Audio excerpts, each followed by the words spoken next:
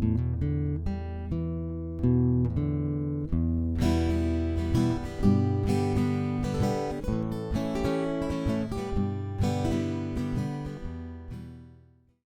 back to Bread and Butter, where we're serving up the basics for Hearthstone Improvement. This is episode 153, and as always, I am joined by Pylet. Pylet, how are you today?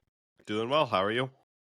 I am fantastic. And returning for the second time, and it's been a little while, is our good friend Pace. Pace, how are you today? Oh, is this third time? This is my third time, yeah. I'm doing good, though. Happy to be back. It's been a while. It has been a while, and we were going to have you on a couple months ago, but you're like, yeah, my computer's dead, so I need to get a new computer. Yeah, my old computer was not doing good. So for those that might not know you, can you give us the 30-second elevator pitch of who you are and what kind of content you make for Hearthstone? Yeah, so I'm like a somewhat serious Hearthstone player. When I play, I'm normally pretty high legend in standard, hit rank 1 a couple times. And the content I make is mostly just like really funny tweets and the occasional stream. So you can find me on Twitter and Twitch. Oh, fantastic. And what have you been doing in Hearthstone lately? Well, nothing this month. I haven't made the climb yet, but I've just been playing a lot of Spell Demon Hunter in standard over this past expansion. Pretty much like exclusively that deck. And I played THL last season, but I lost like every game, so we can skip past that. Oh, so do we have a spot on our team? Because I think that's a requirement to be on our team is to lose more than you win. Siba, I think your team beat me. We went against your team, and I lost that week too. That's fair. That might have been the week I won. Actually, I think I won like 2 weeks. I don't remember. It was not a good season for me either. But next season's my season. I know, right? Yeah, no. I literally went 1-5, and my one win was because my opponent didn't show up on time, so I got the disconnect win. No. Oh, it was bad. I had one game where I had a few games. Series went to 5, and I had one that I played up against somebody that he was rank 11 at the time, and I was like, oh my goodness, and I was like, I intimidated myself right off the bat. But we went 5 games, and I probably should have won that game if I had been a little more aggressive. But that's okay. Pylet, what have you been doing inside of Hearthstone lately? Not a ton, just because I was a little bit busier this week with getting back to school. And I don't know. I don't quite have a deck that I want to play yet. And once we got the mini set announcement, then I was distracted with decks that I want to play once we have those cards instead. So just kind of chilling. I floated a couple dailies, but I did stumble upon today a triple unholy Death Knight that was, I forget who it was from, but it was on Hearthstone, top decks. I'm like, that sounds fun. And I got to kill a warrior with Grave Strength on turn 5 after I got brawled, and that was delightful. So I think I went 4-1 with it, with the one loss being a quest warrior where I was close enough or long enough. I kept hanging around for about 5 more turns than I should have. But I'm like, well, if I top deck this, I'm in it, and then they didn't do much. I'm like, okay, I can still kind of finagle my way into this. I should have left a long time beforehand, but seems like the deck's okay-ish. It's probably not tier 2, but it's working for now, and I'm out of bronze, so I'll take it.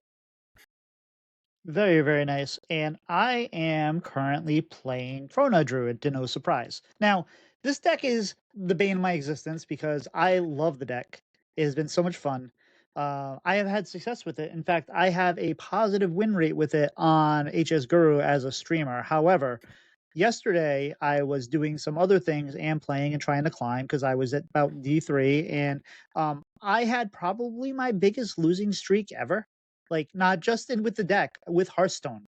And I wasn't even tilted because I was like having fun. And the deck is weird because you can lose like 3 games in a row, or I think I lost 9 games in a row at one point. So, it is what it is. But at the same point, when you can do like 130 damage and the person has like 80 armor, and you're just like, yeah, I don't care.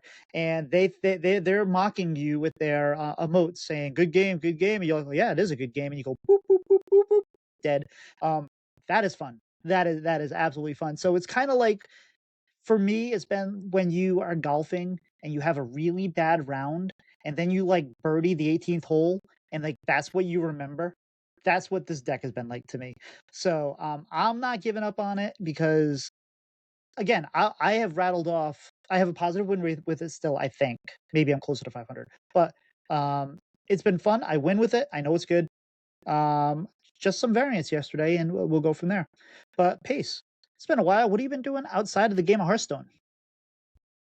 I've been working recently, but that's boring. That's the usual. I've been playing a lot of Pirate 101. I don't know if you guys know about that game, but I played it when I was No. a kid and I got back into it recently, and that's taken up all my Hearthstone time. So what is this game? Pirate 101? You can't just leave it there. What are we doing in Oh, Pirate 101?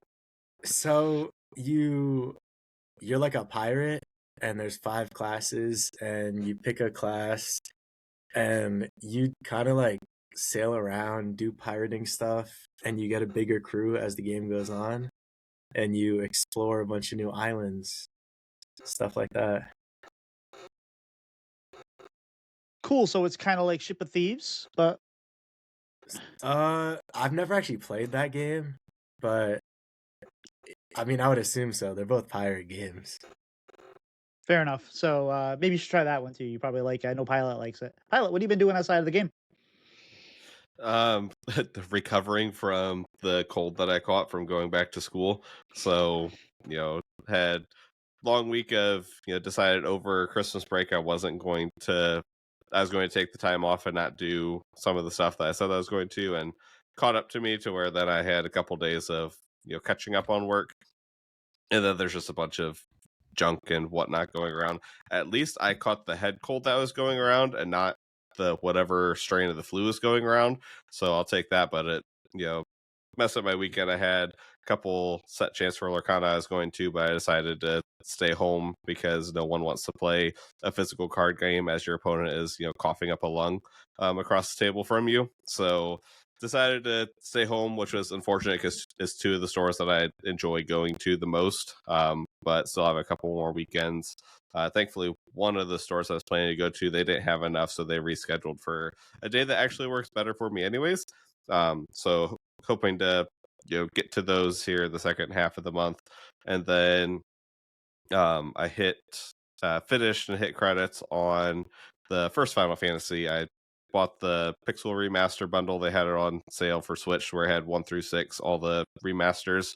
So I started the first one, Overbreak, and got to the very last boss and got to where I needed to grind some levels to get that. So kind of put it down for a week because I didn't feel like doing that.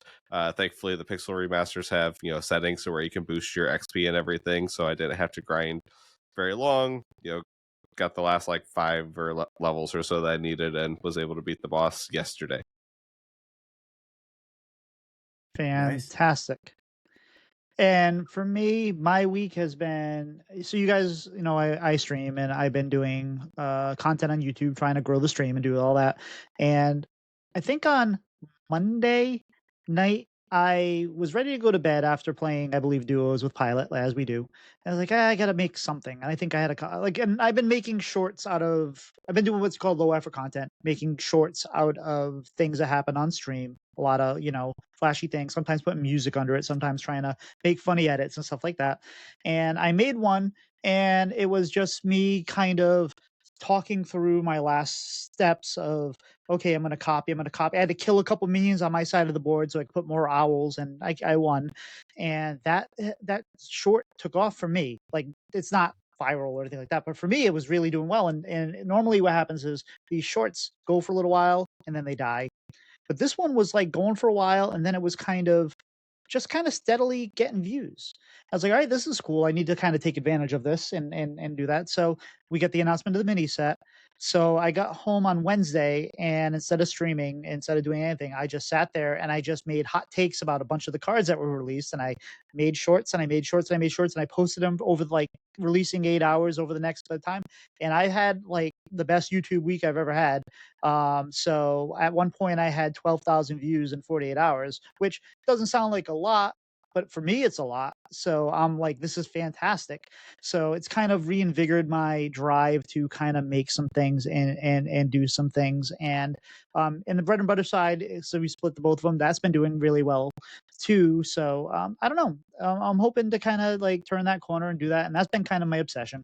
And sometimes it's like I'm even doing that more than I am actually playing the game. So I have to figure out how to balance that. But anyway, tonight we are giving away a code on stream. So if you are listening to this, you've already missed it because we're doing this live. And we are also going to be giving away a code to the patrons as of tomorrow night. So tomorrow night, Monday, I think Monday the 12th, I will give away a code to one of the patrons. So if you are listening to this, you happen to listen to this on Monday, you have time to become patron. But we like our patrons. We appreciate the support they give us, and when we are given codes from Blizzard, thank you, from Blizzard, thank you, Blizzard. Um, it's we like to give back to the people that give to us. So good odds there for those, and looking forward to it. But Pilot, any news this week? We do have news. We have a mini set coming out on Tuesday. So we have the what's the full name? Echoes of the Infinite MiniSet, where it's similar to mini sets of past years, where we have kind of these reoccurring themes from the year. So unlike last year, where we got StarCraft and everything's focused around that, it's more similar to kind of the first couple that came out, like Dark Moon Fair, I think was one of the ones that was most like this, where they pulled things from every single set. So we have a few different things going on. We have new imbues for Death Knight and Rogue. Hunter, Priest, and Paladin each got Dark Gift cards and not payoff cards, but they got dark gift generating cards. We have a new quest for Warlock and Hunter. That is a dual class quest because we have new dual class combos where each class has two different pairings that we haven't seen before. And then we also have an infinite cycle of cards where there's a few cards that deal with infinite numbers for a limited time, to where it sets something to infinite for this turn or as a death rattle or whatever. So have that coming out this Tuesday with kind of 5 cards for each class because of all the dual class, and 5 neutrals, which I think we're ready to jump in unless you guys have any comments on that. No, and I like how they do that in like when they just like last time they did it in the last set of the year. So we have this bigger set to kind of get us to the rotation, and a lot of these cards, if they're a little more powerful, are only going to be here for 4 months, for 4 sets. So I think that's kind of a good thing. Mhm. So we'll start with the neutrals. We have 2 legendaries and 3 dragons. So our legendaries, we have Morky is how I think it's said. I don't know if it's Morky or Morchi. But I think it's Morchi. It's the opposite of Chromie. Kind of the alternate ego there. 4 mana, 2/5. Your rewinds keep both potential outcomes, and Battlecry, discover a rewind card from any class. Interesting effect. I don't know where this fits in unless we're doing burn shenanigans in Rogue with Chrono Daggers, because that's a lot of damage if the board is clear. The big flashy play that they showed when they announced this card was obviously, Mr. Clocksworth, but you're not doing that unless you're doing Ysera, Ramp, or Aviana Priest stuff. Then other legendary is End Time Murazan, a 9 mana 4/6 Battlecry. Fill your board with random dragons, fully heal your hero, skip your next turn. So 2 very interesting neutrals. I kind of want to spend time on those before we go to the other ones, because these are really wonky effects that I don't know where they fit. I like Murazan. I don't know if it has a home, but I like it. I don't think it has a home now, but I think in a post-Ziliax rotation where we don't have Perfect Twin filling that 9 mana slot, I think that this goes in there a lot more often. as your 9 I drop. agree. I agree. But I don't know. It's such a tough thing, right? Because like when they had the other card, was it Anachronos or something like that? That used to like your opponent skips your opponent plays 2 turns in a row, and then you play 2 turns in a row, and that was Eternus, such yeah. a horrible card. Eternus. This one actually acts like a Reno, and if you happen to be playing like something like Death Knight or something like that that has increased your health, this I don't know how well this is going to do in Wild with what's his butt there 40 cards, Renethal. But this card has made me decide that I'm going to leave work early on Tuesday and come stream because do you know how you can get this down and make this worthwhile? Is you play it on turn 5. You know how you play it on turn 5?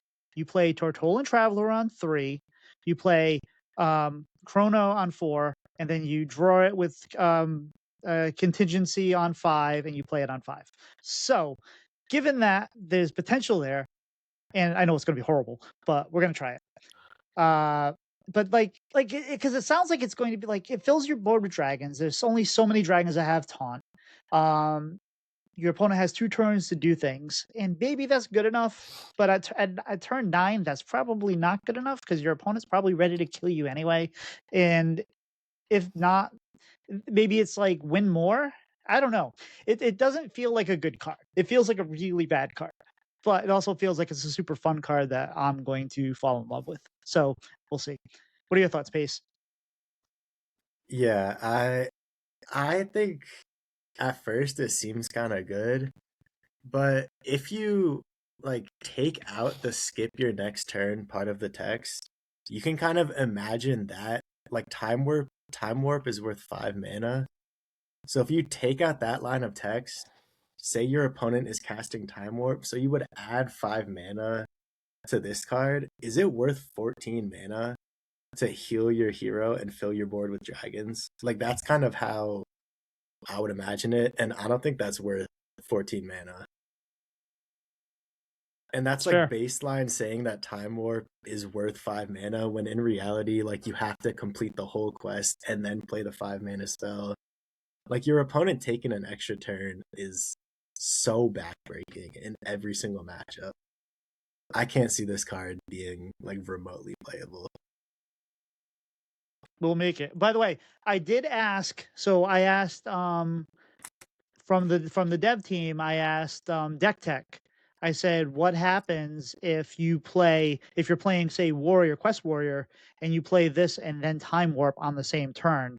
And the official response, I'm gonna call this the official response from Blizzard, Team 5, is a temporal conflux creates a black hole and destroys the multiverse. So, there you have it. So don't play End Time Horizon and Time Warp on the same turn because you will destroy time itself. Yeah, but now I want to do it more.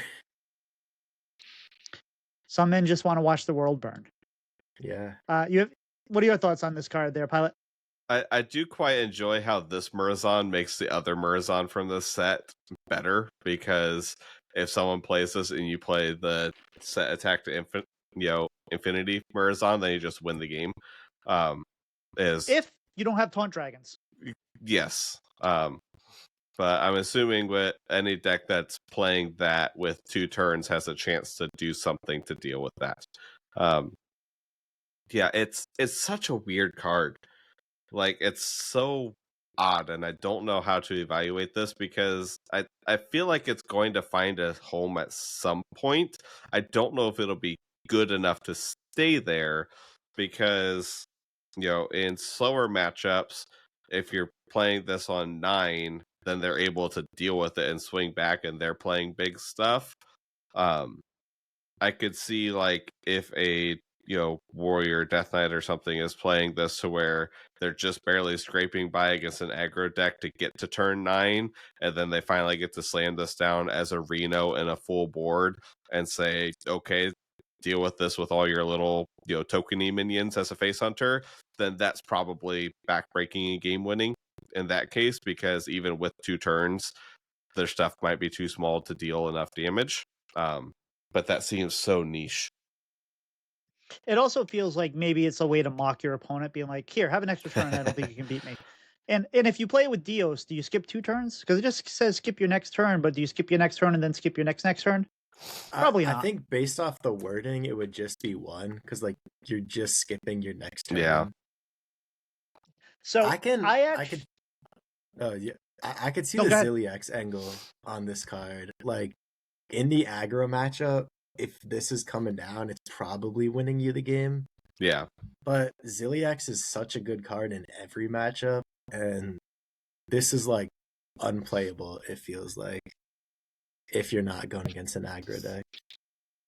So I really like both of these legendaries in the way that maybe they find a home because we look at these cards and we make our our hot takes and say, oh, this is unplayable, and ends up being playable, or vice versa. But both of these cards will not, I can guarantee you, will not be the Elise. It will not be Fyrek. It will not be the neutral cards we see in 40%, 50% of decks. Maybe there's a deck that really takes advantage of it, or two, or whatever, and that becomes like, that kind of like, oh, there's a end time Murzon deck that we have to deal with, or whatever. But it won't be like every deck is running end time Murzon, every deck is running Morchi, maybe Rogue is running. So I like that. This is tour. I believe the last mini set too was like this. So I think we've had basically 3 sets of card releases where we haven't had that like legendary that really kind of overtakes the meta, and I kind of like that. I want to see class lethality that's different versus the card that we have to put in every deck because it's just that good. And I thought Morchi was going to be bad. I thought Morchi was going to be bad just in general. I think it will be, except for something like Rogue.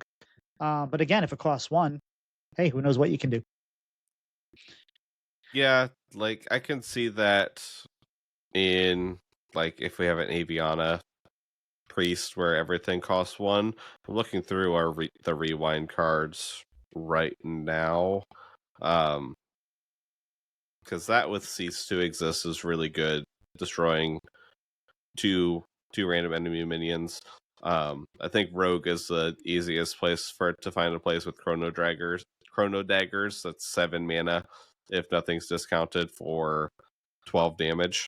Not counting if we have any spell damage, and then possibly with Wormhole and Hunter, but I think a Hunter wanting to play Wormhole is probably going to go faster than that.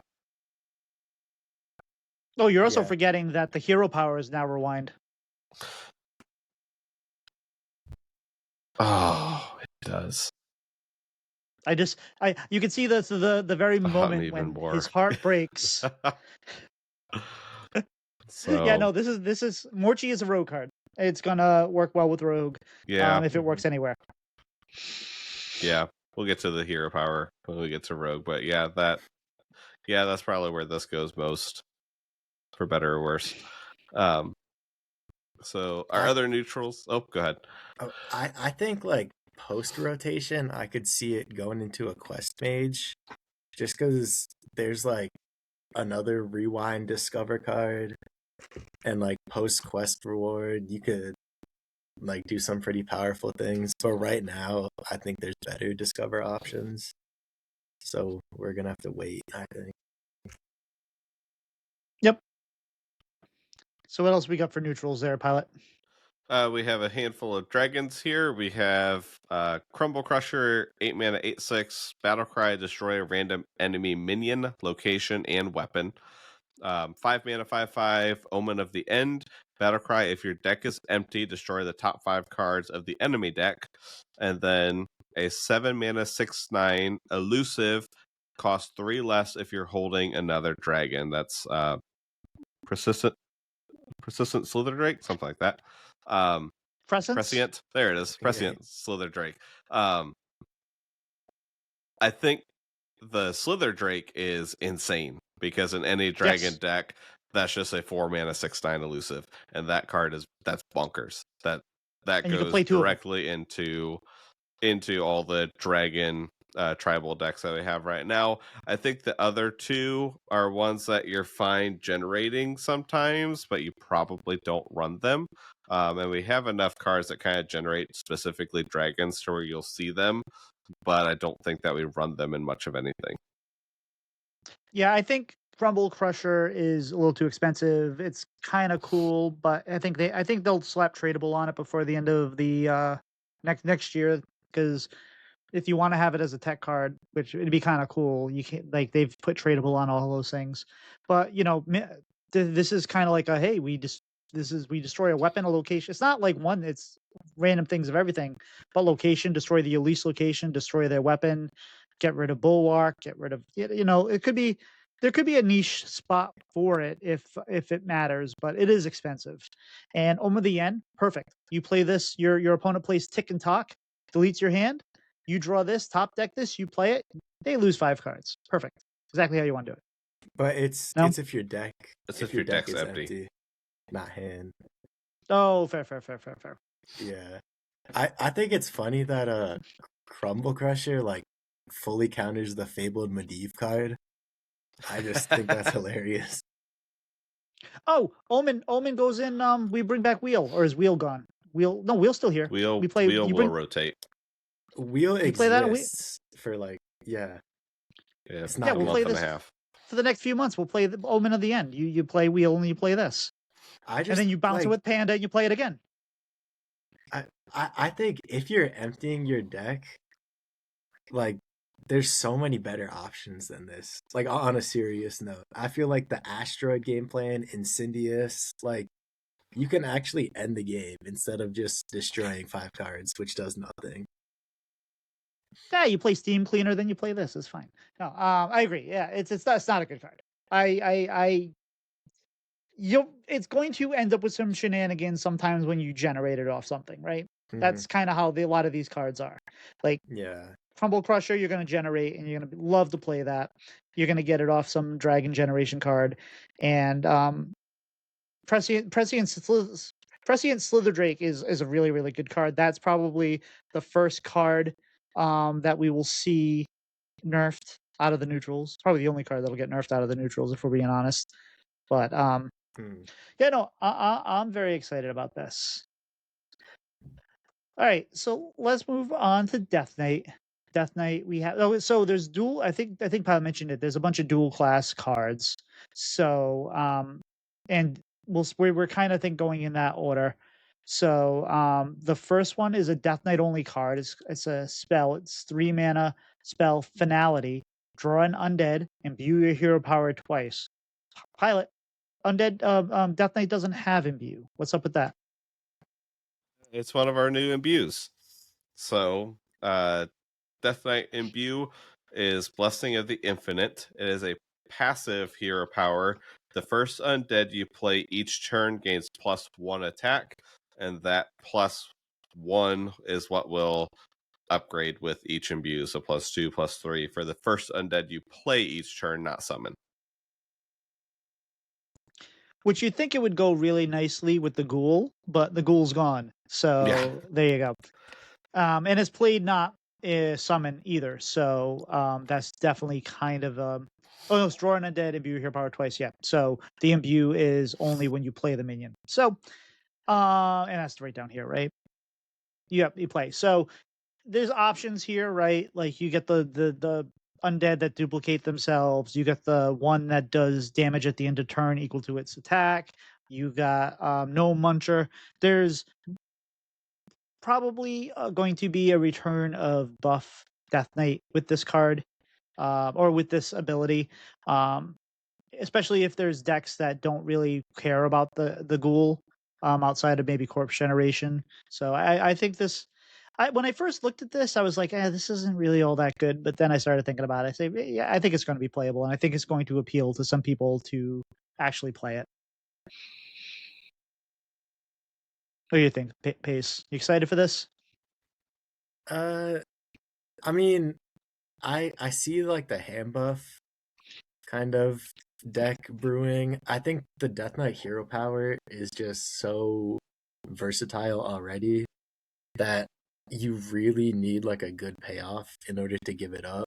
And I don't know if it's there yet. But because a lot of the hand buff cards, they kind of like want more attack and more health.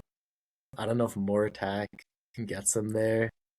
but I don't know. Free hero power every turn, like it's good. I don't think the deck is there quite yet. I think every time that they do +1/+1, they end up having to nerf it, like the Zerg stuff and whatnot. So I think they kind of decided, Mm-hmm. let's get ahead of that this time and let's just do that now, so we don't have to come back to that later. So I I agree with you, but I also think that if you're basically what we say in battlegrounds is like they skip leg day, right? So if it's all arm no leg, I mean maybe it's just an aggressive deck that you're not looking to trade, you're not looking for that survivability, you're just looking to punch them in the face, and yes, they kill your things, but they're dead, so who cares? I don't know, we'll see. Pilot, are you excited for this? Yeah, I'm excited for this. I really like this as a hero power. It's just really weird that I don't know what it does after rotation, because all of, like we talked about, our hand bust stuff, and most of the minions that care about the amount of attack that something has will be rotating here in a couple of months, to where we lose the Quillbore Undead that does damage at end of turn. Um, I'm assuming that this works with the Geist, the Gigantify, to where if you play it, it gets that attack, and then it's going to reduce it by that extra amount. That's something that's going to be rotating, to where I can see it working really well with those things, and it kind of works into the hand buff style deck, but we're losing so many of those things. So it'll be interesting to see what we get afterwards, I in I how I that think that fits. probably doesn't work. The discover thing, just because the way it reads, it gains the attack each turn. So actually, I don't know. I don't want to make any bold statements, but I could see that not working, and I would be really annoyed if that didn't work. So I hope it does. Yeah, it works that way for aura type effects, I'm pretty Yes, sure, yes. which is why I'm assuming this would work. But again, it's sometimes things are worded similar and they don't actually function Mm-hmm. similar. Then we have so we have, what is it, Demon Hunter Death Knight Mm-hmm. dual class. We have Bygone Echoes, which is a 5 mana spell, shadow. Summon a random 4 cost minion, spend 4 corpses to summon another, outcast, and another. So I have, well, hold on. The other cards we have is a 7 mana 6/5 undead demon, Remnant of Rage, which is cost 1 less for each minion that died each turn. Battle card, draw 2 cards. We have a 4 mana 4/3 undead, Wicked Blight Spawn, Reborn Death Rattle, equip a 1/2 dagger. If you already have a weapon equipped, give it +2 instead. And then we have Jagged Edge of Time, which is a 3 mana 3/2 battle cry and Be Hero Power. Obviously, the Be Hero Power is going to help you with finality. Um, And the last two are rogue dual class. yes, the last two are, which is interesting because they give the rogue the two new these are the two new imbue classes, so the dual class kind of made sense to have them overlap. Um, I don't think Bygone Echoes is a good card. I think that this is going to be something you'll be happy to generate off Elise and play it, because then it'll automatically be in the outcast position and all that. But so what? It also seems like if you don't have 4 corpses, but if it's in the outcast position, I think you only get 1 minion, because it says spend 4 corpses to summon another outcast and another. So if I have 3 corpses in the outcast position, do I get 1 minion? Do I get 2 minions? I don't know. So we'll see it. I think Uh, two. I would guess two. I agree. Yeah, but I don't think this is going to be a playable card. Pilot, what do you think? I disagree. I don't know if Death Knight wants it, other than probably like an Unholy Death Knight, like a triple Unholy. This probably slots in over maybe like a Tomb Guardians or whatever, some other spell that's just kind of replacing the corpses that you spend. But I could very easily see this in the spell and spell Demon Hunter, especially post rotation, as that deck shifts around a little bit, and especially off of Illidari studies. This is insane. I think that we're going to see this card a lot more. I don't know if we'll see it right away, but I think it's a card that we're going to see an okay amount as we go, especially because they're hinting towards a tokeny style Demon Hunter. Plus, no spell Demon Hunter. Maybe this is something that finds its way in there. Yeah, it's nice that like nothing else in Demon Hunter spends corpses, so you're pretty much like always going to be able to activate the corpse requirement. Yeah. Yep. And So. Remnant of Rage, I think I initially looked at it and it looks like it's a good card. It depends, but I think it's situational. I think that this doesn't. At first, I was like, "Oh, this is going to go in any Death Knight deck," but I don't think so anymore. Maybe it goes into something with you're playing the little location with the pirates and Demon Hunter. But in Death Knight, you might be able to. This is a nice card to drop right after a corpse explosion, but I think it's going to be dependent on the style of deck you're playing. It's not going to go in every deck because even though it does count your minions and your opponent minions, um, it's still a requirement you have to hit, and you may not be there every time. So I think it's going to require a specific deck for it. Yeah, I think it's getting slightly overrated on Twitter right now. Like, I see people calling it the best card in the game, stuff like that. It's nice that it's 7 because Death Knight doesn't really have many good 7s. So I think it probably sees play in like those slower Death Knight decks. But like 7 minions dying in a turn is a lot. Like that's not happening in the early game. But you also got to remember, we're not necessarily worried about it being free. I mean, free is nice, but if it's down to 3 or 4 mana, it's still a good card. Yeah, but then you like, how are you getting it down to 4? Like, are you trading everything? I guess if there's like 2 full boards. I mean, if your opponent has Blob of Tar, you're killing that, you're getting through that, and then you drop it, So, I mean, there will be situations where this makes sense, and it's probably something that's going to you're going to generate, be happy. That goes for a lot of these cards. And again, I think there's going to be some decks where this goes in well, some decks it doesn't, and then I agree. I think I was very excited when I first saw this card, but the more I thought about it, the more I'm like, well, maybe it's not as good. Pylet, you excited? I'm excited about this card. I think that if you're looking at this to where it's not something that we're probably wanting or planning to drop in the first 3 turns of the game, because typically you're wanting to develop more than draw anyways. But if we're turn 4 and beyond, if this is an Arcane Intellect on a 6/5 body, if 4 things have died and you play this for 3 mana 6/5, draw 2, I think that we're pretty happy. To where that's kind of where I'm evaluating this card at, and anything cheaper than that is bonus. I mean, we played a 5 mana draw 5 for a gear and a half in neutral with Magatha, to where some of these classes they need the draw, and normally Demon Hunter's not one that normally needs it, but oddly kind of does right now because all their draw is very awkward. But I do think that, especially with what we're seeing, there's plenty of token stuff. There's plenty of things that we're going to find a use for this. Just thinking, if we play the 2-cost Rush, not the Buccaneer, but whatever it is, the Dreadhound Handler, and that trades something that's 2 mana that pays for itself with this card if it's killing itself and what we traded into. To where there's a lot of ways in Death Knight, especially with rushes, for the cards that you're playing to also discount this. It's fair. And then we also have the 4 mana 4/3 Wicked Blight Spawn that gives you it's got Reborn Death Rattle and gives you a dagger. Seems fine. If you're playing other weapons, you probably don't want to play it because this will.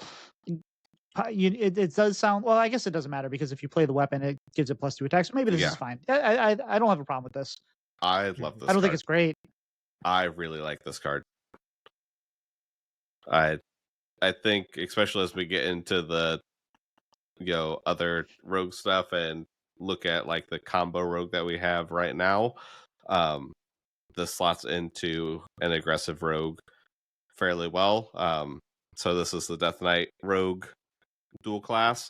So either you are buffing a weapon you already have by +2, or you're getting the weapon online for free and then it reborns, and if it dies again, then it's a 3/2. But I think that this finds a home very quickly. maybe, but it's a death rattle. It's not a battle cry. So a lot of times the battle cry, like this would be a great battle cry, probably, or maybe a battle cry with the death rattle as well. But like, I don't know, a lot of like your opponent can ignore this or can deal But with like, it. Then So we get to hit for 4. yeah, you Yeah. Then we can't do really 4 ignore damage instead. this. That's even better. It's kind of like yeah, Viserion. Like, if you just play it on 4, it's annoying. It's gonna do damage, but I don't think it's like a great card. It's just solid 4-drop.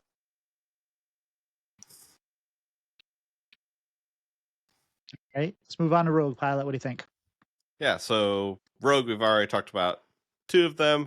The Rogue only card is Eventuality, deal 2 damage, imbue your hero power. And the Rogue imbue is Blessing of the Bronze. It is a 1 mana hero power. Rewind, get a random minion from another class. It costs 1 less. So it costs this much less is what will improve with the imbues, and rewind I think is a very important part of that card as well, and it is limited to other class cards. You will not get any neutrals. So I feel like the Rogue imbue is, the more I think about it, the better I think it's going to be and the more playable it's going to be. I don't know if I like that because that's normally not the type of Burgle Rogue that I like. I like it being a little bit more focused, rather than, well, they high rolled this insane card or they low rolled this absolutely useless card, but it's playable. Yeah, it's playable, but again, I think it's overrated a little bit. Like I think it's going to be good. I think it'll be fine, it'll be playable, but I don't think it's going to be as good as people think it is because again, random minions can be anything. Like we all know that random legendaries are good, right? It doesn't matter if random legendaries are always good. This is just any minion.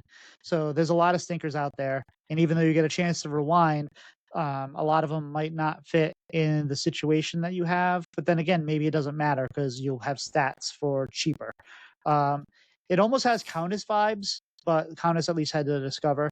So I don't know. I think it'll be fun to play, but I think that if this is good, people are really going to be sad, and they're gonna take to Twitter and they're going to be angry. What do you think, Pace? You excited for See, this? I think people are gonna be happy if this is good because people love playing this kind of stuff. Maybe not playing against it, but I don't know. Like every turn for 1 mana, you get like 2 chances at a random minion. That seems so fun. I'm a big See, fan. I picture somebody there that's playing this rogue, and they have like, you know how you have like the little angel and the devil on your shoulders. I feel like they're gonna have Zeddy and Jay Alexander on their shoulders. This is so bad. This is awesome, and you know they'll go from Well, there. So I don't even like. I don't think Jay Alex is gonna like this kind of deck. I don't think he likes the random stuff that much. I think this is more so like the average Hearthstone player that just wants to do random fun stuff. Like I don't know. I the think reasonably by like turn 6, you can tap every turn and get things to cost like 4 or 5 less.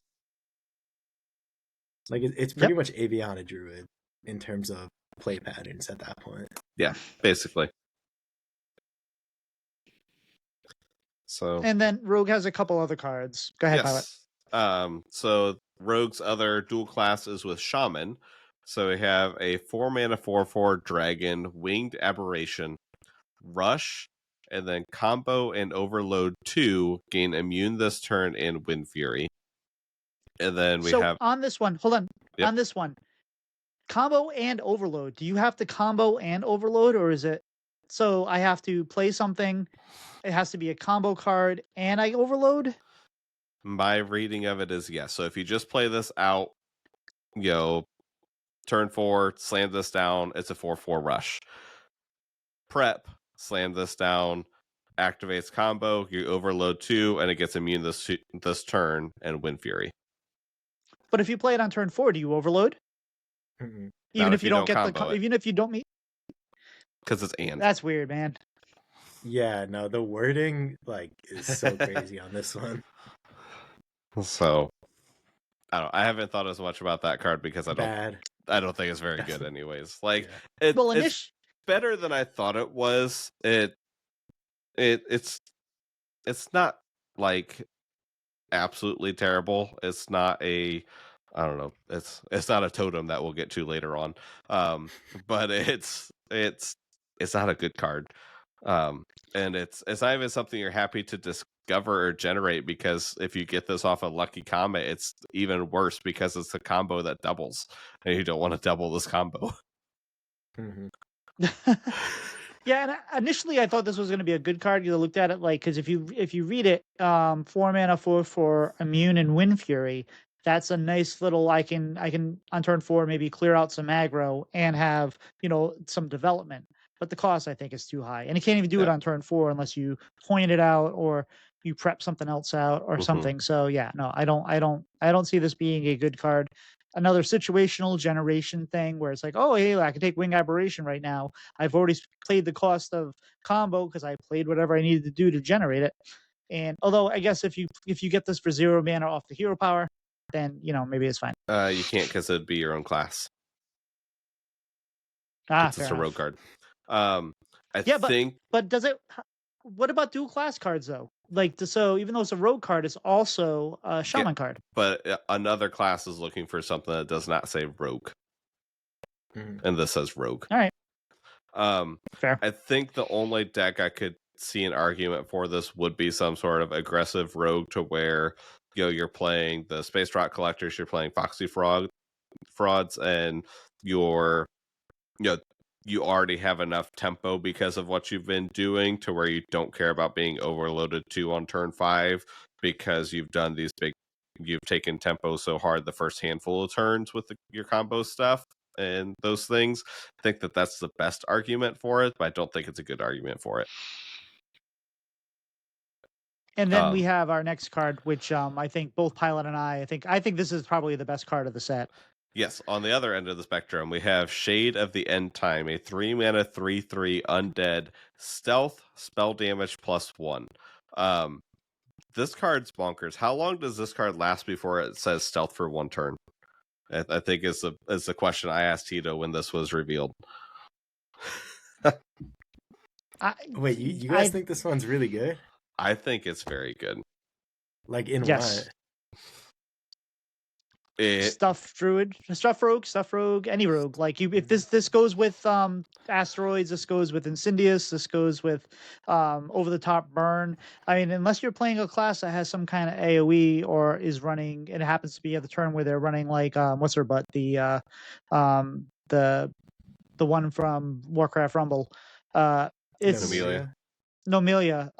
This has the potential to stick and just do that extra damage, and then you have a 3/3 on board when you need it. There's not a whole lot of AoE out there that'll clear, so at least not that's running right now. So I think this is a really good card. I think you need to time it correctly. I mean, Yes. any sort of burn rogue shaman, I think that this is a card that makes those decks more possible. It's something to where you obviously have to be considerate of things like a warrior, a death knight that's running brawl, running corpse explosion, because you don't want to say, yeah, I'm gonna play this out on turn 5 because it has stealth and you can't deal with it, and they corpse explosion it. But I do like that it's something that quite a few decks are not going to be able to deal with, and you use it to set up for your next turn. Agreed. You don't like it, Pace? No, I don't see it. There's just not enough spells to where I think it's worth it to run like a 3-mana spell damage card. Fair enough. All right, so let's talk about Shaman. So for Shaman, we have those 2 rogue cards, and then for the Shaman only card, we continue the Shaman theme of large frogs with Haywire Hornswog, a 6-mana 4/6 Beast Dragon. Elusive, taunt, costs one less for each mana crystal you've overloaded this game. So we have an overload payoff card for the first time in a while. I think the first time all year.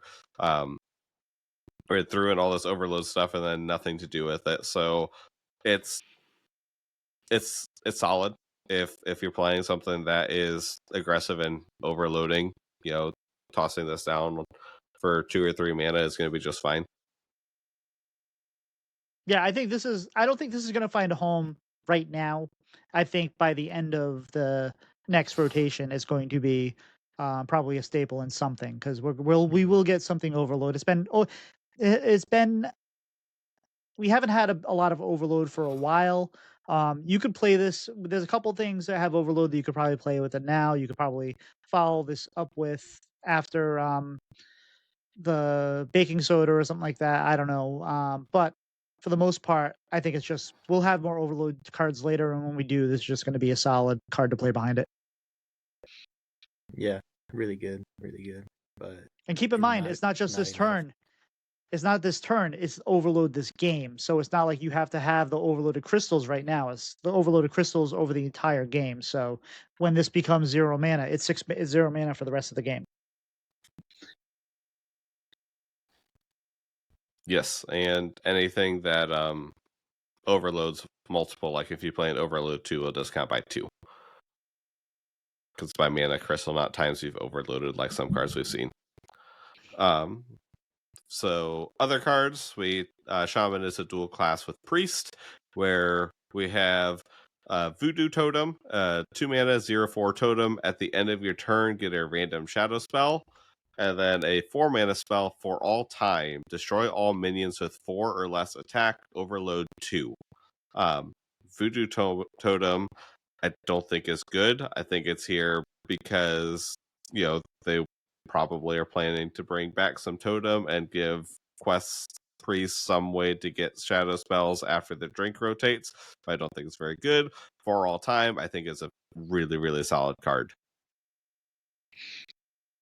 What are your thoughts, Pace? Yeah, Shaman doesn't have that many board clears, I don't think. So I like for all time. Very, very solid card. Yes. Yeah. And for all time, I think obviously people are wanting control priest. This is definitely a solid card that would go into any control priest. And while I don't think it's enough, even with the I think this and there's another card we'll talk about in a little bit that I think enable control priests. I don't think there's enough there yet, but there's definitely it's kind of like when you're watching a basketball team and you're like, well, nope, they're not going to compete for the playoffs this year, but I think they got that solid group that's going to be ready for next year. They just need to find that star player, and I think they're getting there. And I looked at Voodoo Totem, and obviously the thought was, hey, quest priest, but there's no reduction on the cost of shadow spells. And this isn't like, hey, draw a shadow spell that costs 3 or less. If it was something like that, I would say, yes, that's solid. But this could draw you a 7 mana shadow spell, an 8 mana shadow spell. And then that just sits in your hand and does not help you progress your quest. Yeah, so, it's random, isn't it? Yeah, that's even worse. Yep. So not a good card. What's the most expensive shadow spell we have? Sorry, I'm getting distracted and looking it up while you move on. All right, so the priest. So priest has obviously the totem for all time, and it's got a priest spell, a 1 mana Wings of Eternity, which is discover a dragon from the past with a dark gift. Now this is solid. Now I think that you got to remember that there's a lot of random dragons, so you might get something good, you might not. But I think just in general in a dragon deck, it's going to be fine. You can get some fun ones that you like. You get Dustbreaker, you get Murazon, the Timeless, whatever it is, that plays all the same cards that your opponent played last turn. There's a lot of, and now it is discover a dragon from the past with the dark gift, which means that it's discovering from either the neutrals or your class. So we're limiting it to priest, we're limiting it to the neutrals. So that does have an effect on what you're getting from there.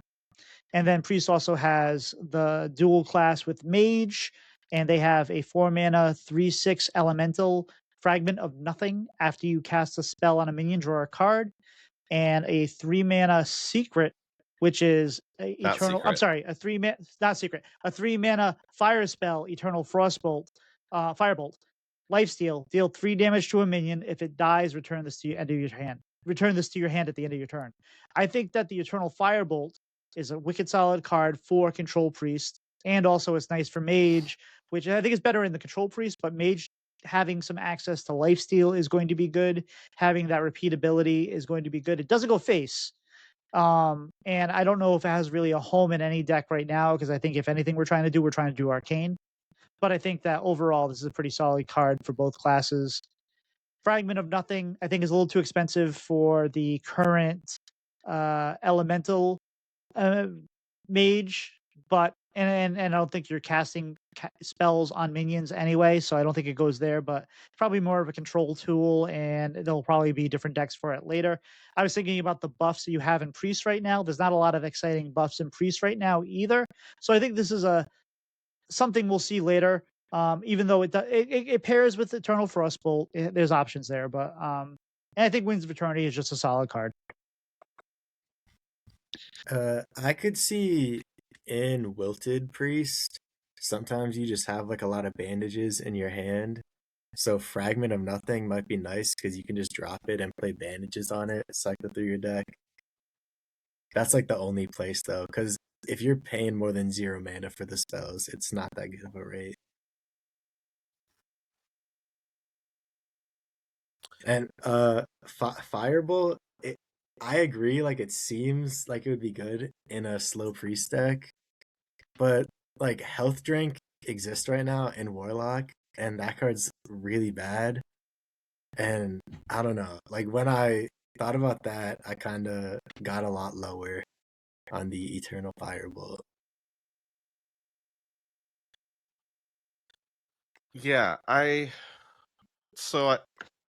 Eternal Firebolt is weird to me because I don't know if it needs the mana tax on a Drain Soul, like, to be repeatable, to where, if for taking out that bottom line of text of, lifesteal, deal 3 damage to a minion, it's a Drain Soul. Does it need to cost 1 more mana because you can possibly get it back?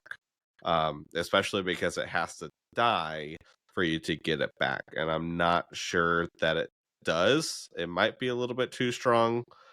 If it was 2, that's probably why it's 3. But it puts it in this really awkward spot to where at 3 mana trying to kill something with 3 damage is really, really awkward. But we'll see. It might be just fine, especially, this is going in something that's slower to where, maybe they're finding other ways to chip things down anyways. Wings of Eternity is fine discover card.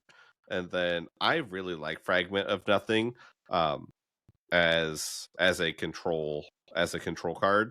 It obviously does not go into Elemental Mage. It's not meant to be an elemental, that deck. It's not meant for that deck. But anything that you're targeting a minion, just getting an extra draw off of.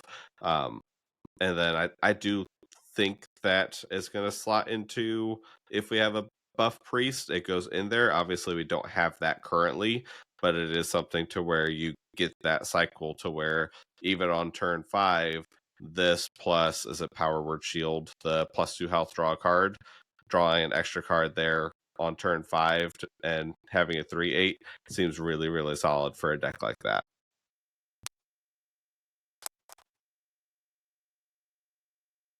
Right. Let's move on to Mage. So for Mage, we have our first Infinity card from what we've talked about. Where we have a 3 mana secret. That's a fire spell, Flames of Infinity. Secret: when your enemy's turn ends, deal infinite damage to their highest health minion. And then Mage's other dual class is Warrior. We have Bitter End, a 5 mana frost spell. Freeze a minion and its neighbors, destroy any that are damaged. And then we also have a 1 mana 1/3 dragon, has spell damage +2 while damaged. I really like the secret. the secret's really, really good. I think that it slots into quite a few slower mages, and it gives variety in the secret pool right now, which is always helpful when you're playing secrets for them to be a little bit more secret, even if this is probably the one that we're playing the most of. I really like both of the dual class warrior cards. I don't know where they go yet. I think I am in the disagreement. I don't like Flames of Infinity. I think that it's easy. I mean, obviously, there's depending on the deck you're playing, it'll kill off your whatever. It'll kill off your Tortola or whatever like that. That I'm all for. But this doesn't kill Divine Shield minions. It doesn't kill. You can probably figure out ways to play around this. You can just. It may slow your opponent down a turn. I don't know. I don't think this secret is as good. I mean, maybe if we're playing more secrets, but I don't think the other secrets are really even seeing that much play. So I don't know. Maybe it's okay, but I don't like it. I think Bitter End is horrible. It's such a freeze a minion and its neighbors, destroy any of their damage. There's such a cost to it. It's 5 mana. It doesn't clear the board. I feel like the rate is way too high for what you're getting out of it. And I like Time Twisted Seer. I think Time Twisted Seer is going to be just a solid card that'll find a way to be in many homes. It goes well with what's that? The spell that does 2 damage, and then if nothing dies, do it again. Because then it won't kill itself, and then then the next time it hits, it'll have the spell damage. So it'll do 2 damage, and then if nothing dies, it'll do 4 damage. So I think that's a nice little combo there. I think there's going to be, I think in both, I didn't like it as a warrior card at first, but I think there's enough warrior spell damage and enough warrior self damage that this might be interesting. It goes with Cursory Strike. It goes with the Dark Gift spell that you deal 2 damage, get a dragon with the Dark Gift. There are options there that I think are going to be fine. So I think this is just a solid 1-drop. Pace, how excited are you for these mage cards? I agree with Bitter End seeming bad. I think Flames is a good secret. Like, it's definitely above average. But if this card sees play, then it's never like a secret and you're going to be able to play around it. So maybe if a secret mage deck pops up. And then for Time Twisted Seer, spell damage +2 is always pretty good. So I think at some point it's going to see play. Although there was a 2-mana version of this card that was in neutral, I think, like a while ago. It was a 2-mana 2/3 that gave you spell damage +2 if it was damage. And I don't think it was that good. So we'll see. I just think as a 1-mana 1/3, it's fine, and it has the bonus that like you can ping it if you need to. I think you play it just because it's going to be probably the best 1-mana card you can play right now. We don't have a whole Like lot of in options in Mage, Mage that are do you great. mean? Yeah, in Mage. In Mage? Yeah. I don't like, does Mage do aggressive things right now? Because It does in like Elemental Mage, but nothing. yeah. Wait, is this a dragon? It's a dragon. Okay, that's better than. Okay, I could see something But happening there. like it does enable your Fabled condition of having 2 dragons. So and you can, if all your arcane spells are cheap, it will be something that if you ping it and you're getting 0 mana spells, whatever like that, it'll give you the advantage. But like, as Pylet pointed out, we're already dealing very specific things in the current build with buy one get one freeze or whatever, and that. So this may I looked at it, I'm like, this is a natural fit in the deck. Pylet's played a lot more. He doesn't think it is, but it also might be a different version of the deck that takes advantage of this. Yeah, a version that actually kills the opponent. I think that might be yeah, that good. sounds exciting, right, Pylet? Kill the opponent with the deck. I've killed plenty of people with the deck. I've what done rate? lots of killing as you reduce all your arcane spells by 4 and you just go crazy. So yeah, it's something to where that deck's going to have to retool after rotation anyways, because we lose buy one get one freeze. To where right now it's a copy Cinder Ghost as soon as possible deck. That's the only way that it works for it to be a 47% win rate deck or whatever it is right now. So it's something that's going to have to very drastically change here. Going into next year, and maybe that is adding other dragons to the pool. But if you're like, okay, I need to get my Twisted Time Seer on board and have my Syndragosa, and I need to damage my 1 mana card, then that's a lot to have spell damage and only a 2 reduction on your arcane spells. Yeah, agreed. All right, so warrior. We already talked about Twisted Time Seer and Bitter End. What else we got? For the warrior only card, we have a 3-mana 2/5 dragon, Battlecry. Give all minions and weapons in your hand +2 attack. That's the dimensional weaponsmith. And then warrior's other dual class is warlock, where we have Eternal Toil, a 1-mana shadow spell.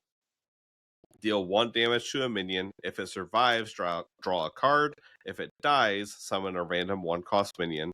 And then we have a 5-mana 5/6 End Time Survivor. Taunt Battlecry. If your hero took damage this turn, gain +3/+3. Weaponsmith, I think, is really solid in anything tempo warrior. It's with it being a dragon, it slots right into that current deck, I think. Especially because I think the 3-mana slot was already a little bit awkward. We run the Poison Reborn, but that's about it at 3 mana. So I think that slots right in there. End Time Survivor, we keep seeing this style of effect, and it never really finds a place ever. Maybe it does with it being warrior that can, if we have weapon and we swing our face into something, but it still requires you to not have armor. Warlock, we have, if you draw a Shreds of Time and then have this in hand, then that's an 8/9 right off the bat, I could see. But it's never an effect that really finds a place. Eternal Toil is just a really good card. Eternal Toil is one of the top cards, I think, of the set, just because it has so much utility and it's always going to do something at least. And, it activates your self-damage stuff in Warrior. It, builds a board. If you're killing something, it does a lot of different things that fit pretty much any game scenario to where you're going to be fine playing it. What are your thoughts there, Pace?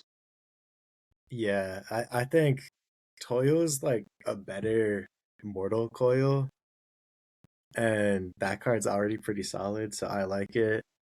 The Weaponsmith, that's like a lot of damage and a lot of attack. I think it might be more of like a post-rotation card in that type of warrior deck. Like, I don't know if it slots in just yet. And then with End Time Survivor, like this type of card can't really see play anymore because late game synergies are just so strong at this point that you're not gonna run like a 5-mana, sometimes 8/9 taunt as like your big payoff in a deck. Like it's not getting there. Yeah, I agree. I think that End Time Survivor, I mean, again, one of those, I think they make a lot of cards now that, like, because there's so much generation, you're gonna generate it at this time. You're gonna be like, oh, this is a perfect time for this card that I just discovered. But I don't think you're gonna run this intentionally. And I think Eternal Toil is pretty good. I think it's just fine. Mm. Dimensional Weaponsmith, yeah. Um, eh, I like buff warrior. But we already kind of gave some cards nerfs, and I think most of that stuff is rotating. But this seems solid. 3 mana, 2/5. Give all your minions and weapons in your hand +2 attack. This seems playable. Like, but I think it depends on the deck you're building. So I don't think it goes in. I don't think it goes in a specific deck, but I can see it. I mean, Warrior has a lot of stuff where, especially in those tempo versions of the deck, we have a lot of stuff that have stat lines like this, where it's 2/5s or 1/4s or things like that, to where then that +2 attack is balancing out those stats with the higher health already, and you're getting fairly big stuff.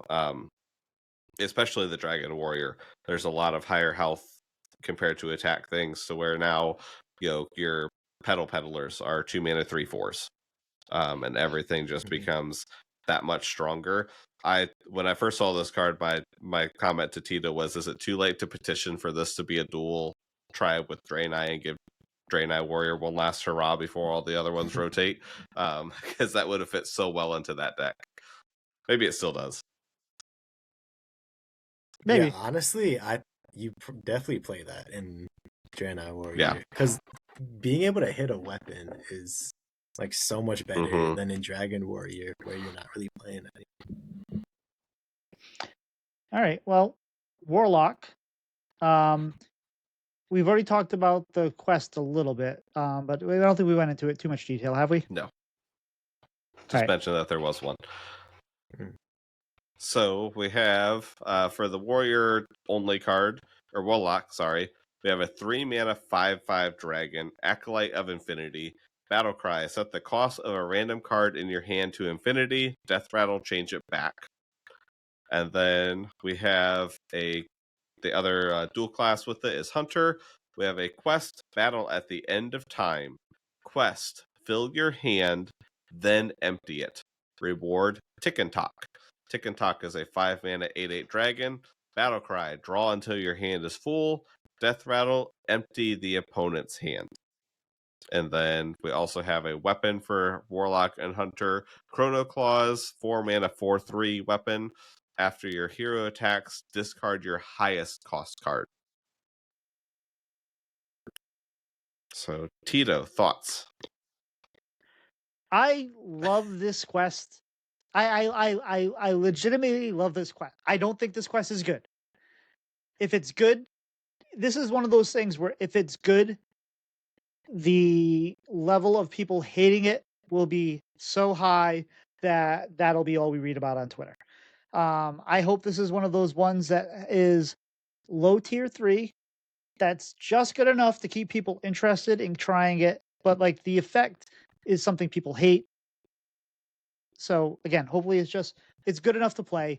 It's interesting because I look at it and I'm like, well, Warlock typically likes to have a full hand, and Hunter can right now has tools for if it has an empty hand or a close to empty hand. So combining the two, I think is very interesting. And I'm wondering if you can figure out ways to kind of synergize some of the things. I don't know. I'm excited for it. I can't wait to try it. I hope it's not good. And yeah, Pace, what are your thoughts? Yeah, I think it's mostly a Warlock card. Like, I just think Hunter doesn't have quite enough diversity, I guess, to really make something like this work. But I don't know, like, Warlock can fill their hand up pretty easily, I think, by like turn 4. And Well, even if you're Warrior going like, can't. I mean, Hunter can too. You got the banana card that fills your hand with bananas. yeah, You got the pack that fills your hands up with beast temporarily. So but you can then fill your like hand up on turn 5. you're playing those cards though, and those are bad cards. Like in Warlock, you can kind of go tap tap Solarium, and then like that's just what you can normally do, and then you already start emptying your hand. I guess the pack is pretty good, like the temporary stuff. That's Yeah, okay. like does it really Pack is matter good. what Yeah. does it matter what cards you're playing if your opponent can't play any cards because there are none in their hand?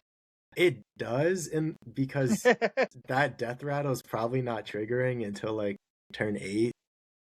So you kind of don't want to be playing monkey business passing turn 4.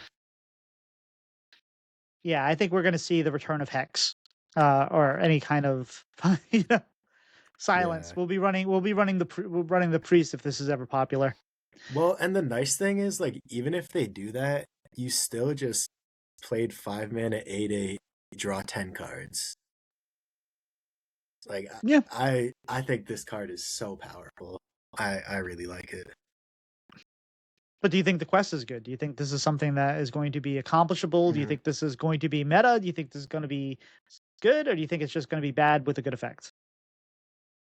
I think it's gonna be meta in Warlock. Maybe now that you mentioned the Hunter thing, like you have the 2 mana add 3 companions, you have the pack.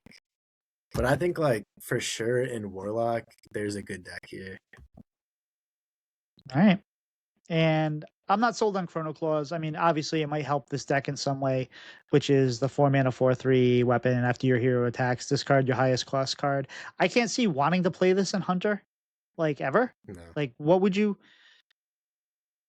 It's like a Not even slightly better Wild. monkey business in terms of it's just like bad quest support. In Wild, this Yeah. card's crazy, by the way. In Is it discard so? Warlock. Oh no, in Warlock, yes, but not in Yeah. Hunter. Like, No. I still, I don't see it unless we're getting like some discard Hunter in the next expansion. I can't see this being playable at all. Pilot. Yeah, I agree with a lot of that. To where I think the quest is very difficult to do, especially with where depends on where the meta is. To where if you can spend 4 or 5 turns just playing with your hand more than with the board, is difficult. I think the reward is super powerful. I don't know if the quest is completable to get to the reward. Chrono Claws is I don't see it in Hunter outside of the quest. I do see it in Warlock for if we get any discard payoffs. With this being in, I don't know how powerful a discard payoffs that we'll get. I don't see us getting a hand of Gul'dan anytime soon again because of this or whatever it was. But it's really, really good card and something like that. And then if your Acolyte of Infinity hits something you don't care, you can discard that because it costs Infinity, so it's your highest cost card. Yep. Oh, and but what was the other thing? Did we already talked about the there was a minion. The so the weapon. Did we already talk about the weapon that goes to infinity? No, that's No, Paladin. that's Paladin. Okay. We're not there yet. 2 more all right, classes. So all right. Hunter, we already talked about the quest and the Chrono Claws. What else we got? We have the Hunter only minion is Triennium Rex. It's a 5 mana 5/5 beast, Kindred, and Death Rattle. Get a random Death Rattle minion. It costs 2 less.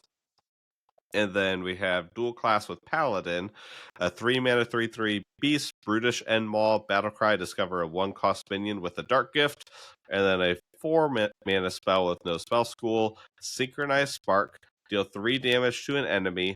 If it dies, give a random friendly minion +3/+3.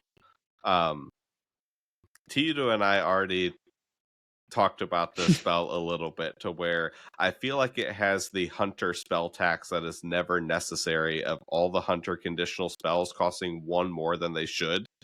I don't know why this isn't 3 mana.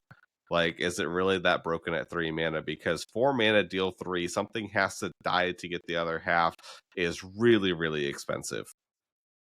Like, really I think expensive. that if it dies, just doesn't need to be there. Like that kind of ruins so much of the fun in this card. Yes. Yeah, I'm fine with that too. Yeah. I like this card. Like, again, I agree with Pilot. It should be cheaper, but this just feels like it has the potential to be such a good early swing card, especially against some aggro, that you kill something in your way, one of your minions on board just gets +3/+3, and then you punch him in the face. I think there's potential here, but again, that's a Paladin. I don't see it really being played in Hunter. I was bullish on Brutish Enma at first. The 3 mana 3/3 discover 1, and I don't think it's a good card. However, thinking about it, maybe it's okay in Quest Hunter, because maybe if you don't have the 1 mana, you can generate something that will get you another 1 mana beast, and you're playing a 3 mana beast. So maybe it's got a home there, but It's I don't attack, think not the mana 1 that mana matters. Right. But a lot of the one cost minions you'll discover. So you should be able to discover a 1 attack minion from the 3 that are given to you, more than likely. If it's not buffed. So, because it has dark gifts. oh, but okay, I take it back. This card is bad because it's not. And it has not to be this a beast, right? Has to be Yes. a beast. Yeah, It has to be a beast. I didn't realize And it can't be buffed. I didn't realize that it said that it couldn't be a beast. That I didn't realize that you weren't getting a beast. I just kind of in my brain Yeah. thought you were getting a 1 mana beast. So yeah, no, that card is hot garbage. In my opinion. I do see the argument as that possibly does slide into the Quest Hunter if it's viable after, because we're losing Yeah. the two of the three costs that we currently play with Catch of the Day and the Canvasaur. So we might need another 3 attack beast to go into that slot, and I could see this as a possibility because it costs 3. Any sort of, aggressive flood the board hunter, I could see this, because then it's, cheap reload that you get back into your hand before you play your cards that care about you having an empty hand.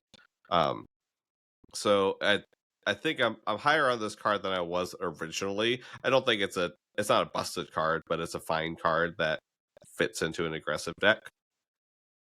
Yeah. I think it's like a funny. You went up and worse- you went up and I went down. Yeah. I was higher on this card. Now I'm lower. You were lower on this card. Now you're higher.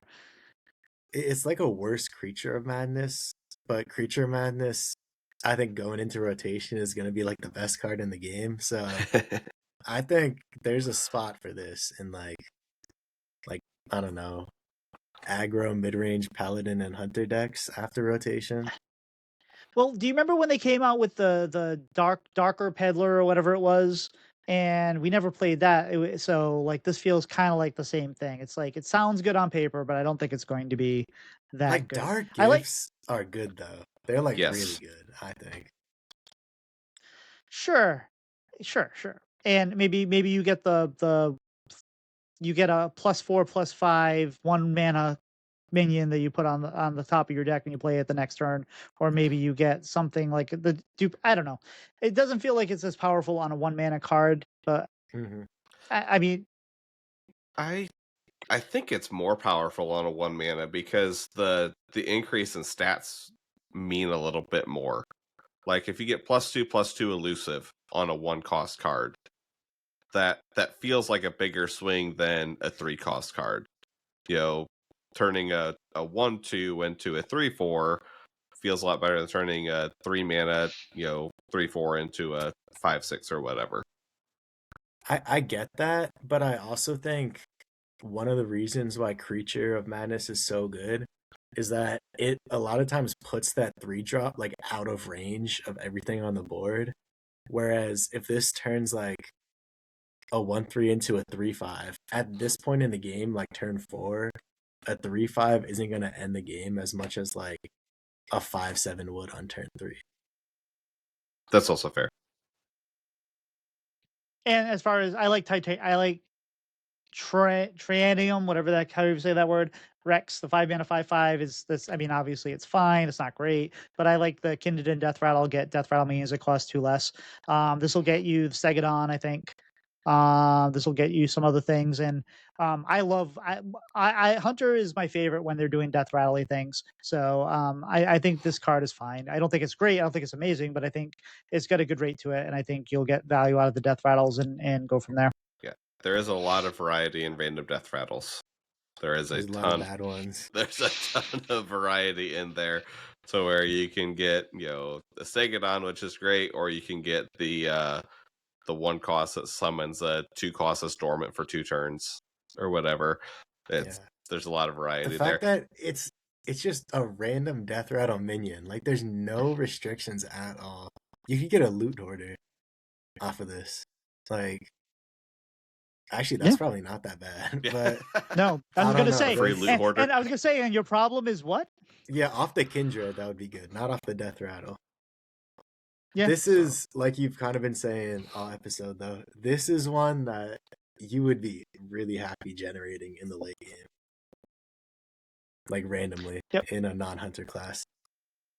I'm gonna run this card with a Dios deck, and I'm gonna have these cheaper Death Rattles that I can kick off. I don't know.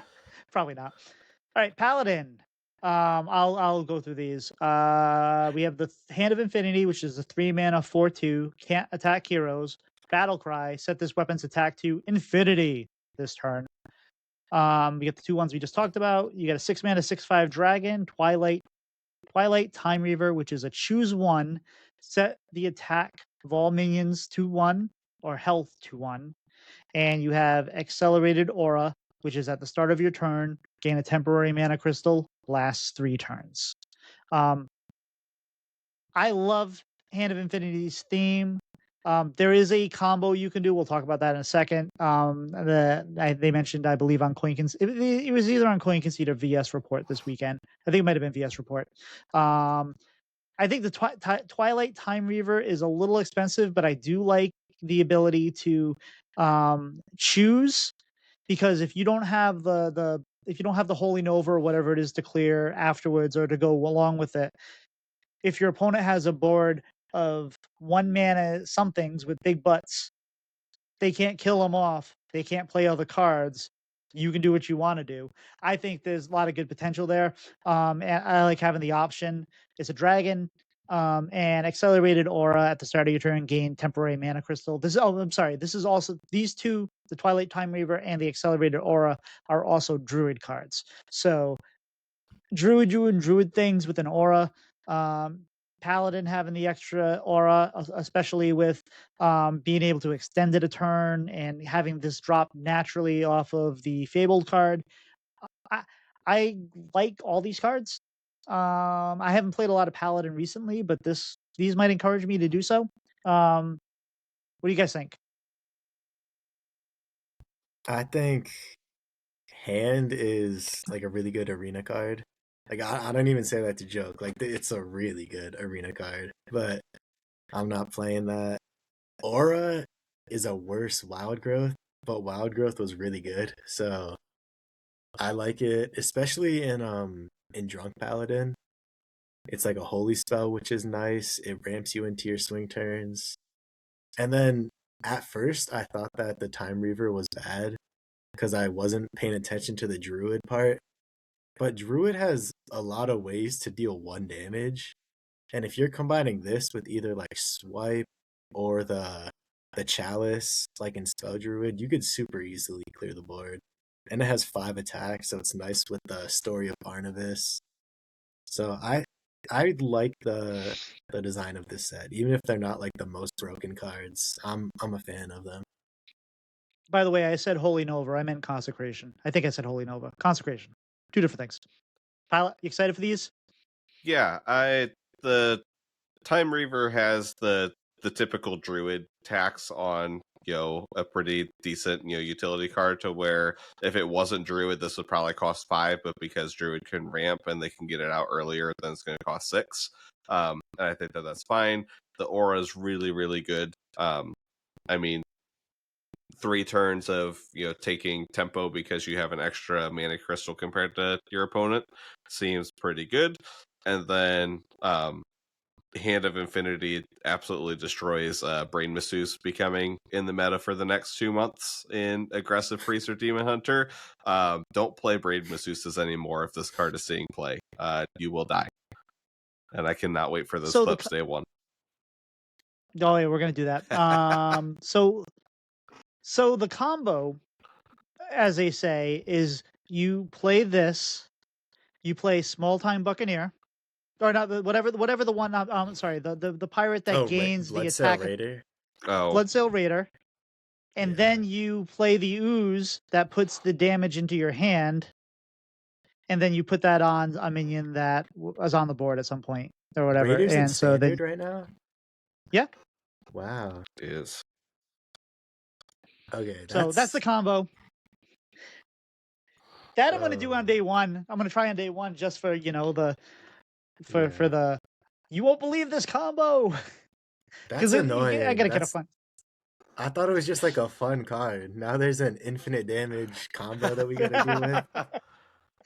It's no that to get that combo to work is so absolutely stupid.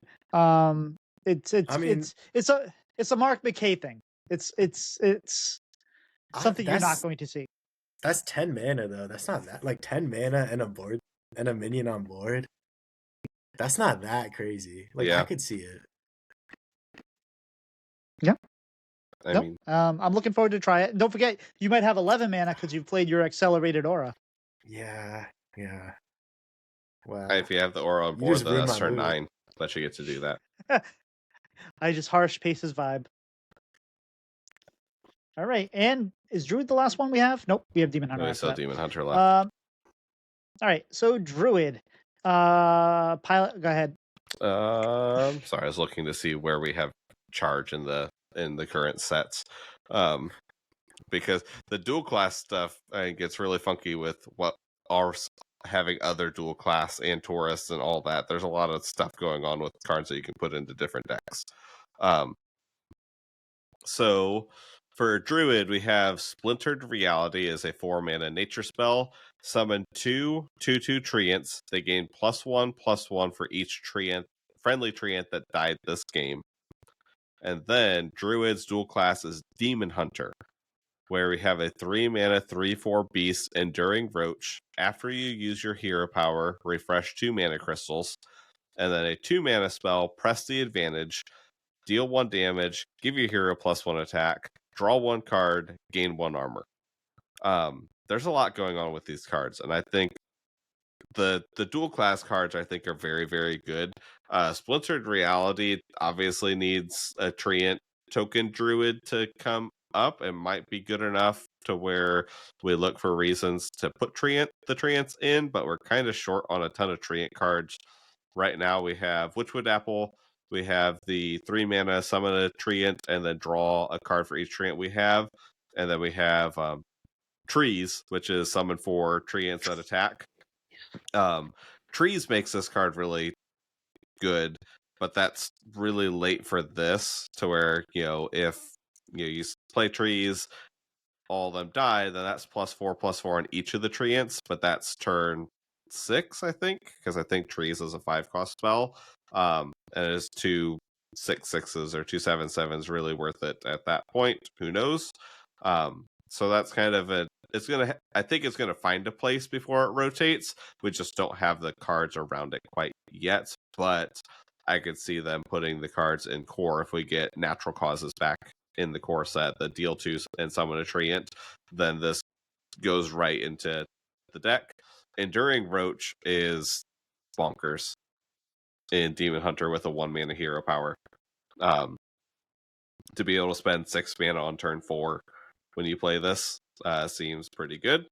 And then Press the Advantage just does enough stuff. I really like it as a card. I don't know if it's good. I don't think it's broken, but I think it's solid just because it does a bunch of stuff. So I like Splinter. So Splinter Reality, which all we got to do is we play the Fabled card, you play Lydia Shara, and you double all the spells from the Well of Eternity. You generate trees. You cast trees. It casts twice. You play Splintered Reality. Profit. Now, I like Splintered Reality. I'm going to try to make some kind of. I like Splintered Reality. I'm going to try to make a Treant Druid on day one. Not saying it's going to be good. There's a couple neutral Treants too that we can possibly play. So there's not enough there. Maybe we get some Treants coming in the next expansion or two, but we're still going to try to make it work. Enduring Roach, I think, besides being good in Demon Hunter, possibly has a home in like an Imbue Druid. I actually saw an Imbue Druid today, but maybe there's some power here to, play this and play, get a little extra going on a couple turns when you're generating your whatever they call golems. And Press Your Advantage, it's just like 1/5 of unstable. What was the 10 mana thing? 10 mana, do 5 damage, gain 5 armor. Ultimate Infestation. This is just 1/5 of Ultimate Infestation. They took that and divided by 5. We played Ultimate Infestation. We're gonna play this card. This card just feels like super solid.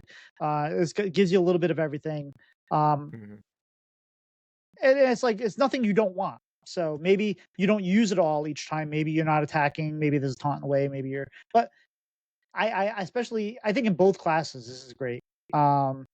I think all these cards are fairly solid for Druid and Demon Hunter. And I think Splinter Reality might not have a home yet, but I think that's a solid card to enable the Treant archetype again. Yeah, I mean, Press the Advantage is like confidently better than Chaos Strike because you get to split the damage and you get an armor, so it's like objectively better. I don't like that they made Enduring Roach because that's like the type of card that down the line is gonna enable some crazy stuff. I'm looking right now, there's not much that you can do with it, but I don't know. Like that's not the type of play pattern that they usually try to encourage. So I'm kind of surprised that they made something like that. Like if you can Fair. repeat hero powers in a turn, or like in Wild with the 6 mana Kurtrus hero that can Kurtrus, yeah. refresh. Yeah. Like this limits design space for all of next year so hard. They And it's haven't dual class too. they haven't I really like been that. doing much with like refreshing your hero power though for quite a while. So I agree, but a similar thing kind of just happened this time last year when they came out with Artanis, and that ended up being broken with Sing Along Buddy. Like I think they don't pay enough attention to hero power stuff, and they kind of let mistakes slip through. So I could see something like that happening. But this one's easy nerfed. All you have to do is add after you use your next hero power refresh 2 mana crystals, so it gets done once. I mean, But then it's unplayable, you know? Like then we wasted a slot. yeah. Yeah. I don't think this turns into a Dark Glare. I agree. Yeah, yeah. I think it's fine. I think it'll be fun. I don't think it'll, and I think, yeah, I don't see anything too crazy with it. Especially like Pylet said, we don't have a whole lot of renewing your hero powers. I mean, we have ways to make your hero power 0. We have ways to double your hero power, but doubling your hero power still only refreshes 2 crystals. So I think we're fine, at least for now. But I hear what you're saying about the limiting the space right now, because now maybe don't do a refreshing kind of thing, and I don't know. And then we have Demon Hunter. So this is our last class, and we've already talked about just remember Bygone Echoes. We already talked about that, and Remembrance of Rage. We already talked about that. And in Roach, we have that. So we have 2 other cards. So we press the advantage. We've already talked about that. So we only have 1 more card left to talk about. Pace, why don't you tell us what this card's about? So we got Chronocar, 5 mana, 3/5 dragon, Battlecry. It gives your hero +3 attack for this turn, next turn, and the turn after. So 9 attack total. You're just constantly doing damage to the opponent. I like it. Perfect Demon Hunter card. And it's their legendary. Yes, legendary. I like it too. I don't know if it's going to be as good as it feels like it is. I think that it does make it so that way if you don't happen to draw a weapon, you can still play your cliff diving on 8, and you'll have some, you already have the ability to swing if you draw your green rags. But I think it's a solid card. I don't know, because you want to attack with Demon Hunter. Like maybe this enables a more aggressive archetype. Maybe this is the top end of an aggro deck. It synergizes well with it synergizes with your Slither Spears, your both of them, both styles, your ones that's take advantage of weapon damage. I don't know. Maybe you run small time bucket, or not small time. The other pal we already talked about him, the pirate. That gains you play a weapon. It would gain all the damage you have, right? So would it not gain the damage? It gains the attack of the weapon. Yeah. Ah. Yeah. I think so. A 3/3 weapon is worth 3 mana, I would say. And this is basically equipping a 3/3 weapon with the upside that you can already have a weapon on top of it. So I just think it's like one of those solid DH legendaries. Like you play Kane and Mukla right now in aggro DH. I think you just throw this into. All right. Pilot, any final thoughts on Chronocar, and we'll wrap the show up. Yeah, I really like this card. It's super solid for an aggro DH, super solid for any sort of slower DH that cares about attacking in the mid game. It's one of the slots that you can fill when you take out the Brain Masseuse, so you're not taking infinite damage from paladins. So it does that. Joking aside, it sets up really well as we lose those cards from last year from Perils that have become core aggro Demon Hunter cards. We've got this that's helping kind of fall into that spot.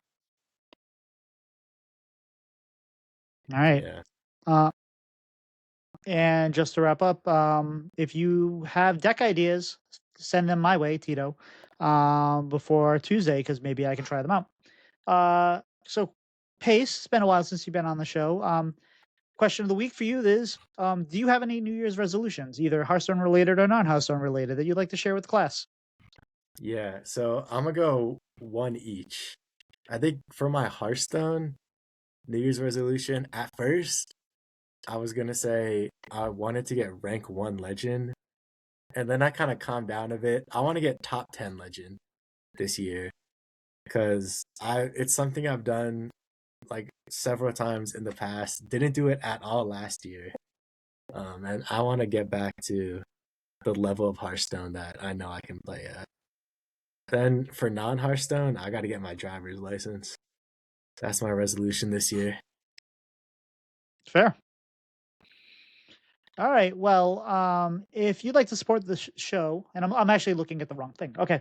If you'd like to support the show, you can do so by joining our Patreon over at patreon.com/breadandbutterhs. You get access to the audio early. You get access to members channel on Discord. You can help shape future questions. You can ask questions of our guests. Also, we have giveaways when we get codes. We tend to give away codes to our patrons. So yes, the odds are there are really good. So if you like that, do that.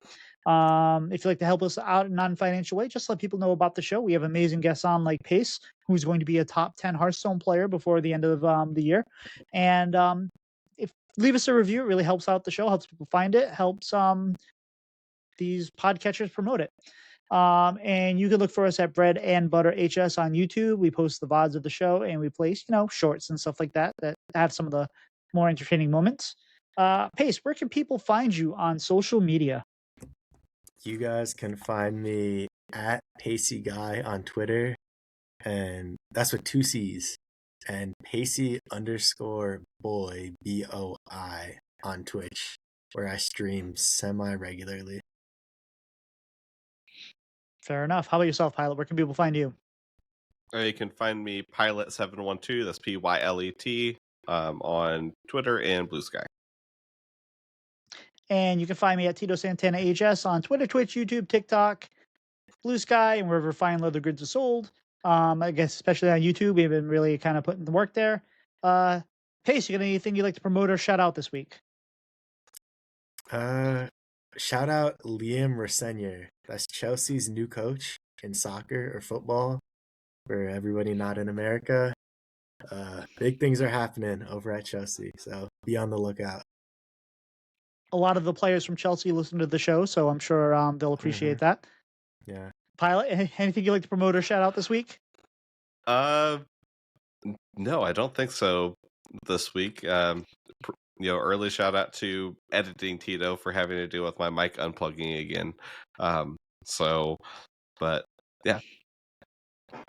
Oddly enough, that hasn't been too much of a problem.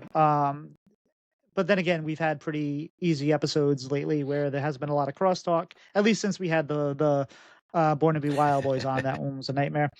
I'm going to shout out this week a guest we had on a couple weeks ago, Storm Rage. He's been posting on a Substack. We mentioned it when he came on the show, but he had a really kind of heartfelt one that he put out this week, and it was incredibly personal, and he shared that with us, and it kind of touched me today.